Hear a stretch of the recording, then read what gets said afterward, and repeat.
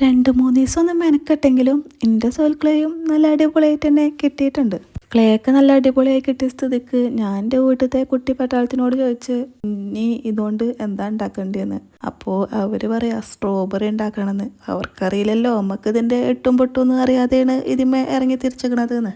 Strawberry ഒന്നും ഉണ്ടാക്കൂല, അതേപോലത്തെ വേറൊരു സംഭവം ഉണ്ടാക്കി തരാമെന്ന് കരുതിയിട്ട് ഞാൻ അങ്ങോട്ട് തുടങ്ങിയിട്ടുണ്ട് പരിപാടി. ഞാൻ ഉദ്ദേശിച്ചിട്ടുള്ളത് സ്ട്രോബെറി ഷേപ്പിലുള്ള ഒരു ട്രിങ്കറ്റ് ഡിഷാണ്. അതേപോലെയൊക്കെ ആവുമായിരിക്കും. ആയിട്ടില്ലെങ്കിൽ നമ്മൾ ആക്കൂലേ. വല്ലഭന് പുല്ലുമായതെന്നാണല്ലോ. അതുകൊണ്ട് തന്നെ മുട്ടുസൂചി മുതൽ നീളത്തിലും വട്ടത്തിലും കിടക്കണ ഒരു സാധനവും ഞാൻ വെറുതെ വിട്ടിട്ടില്ല.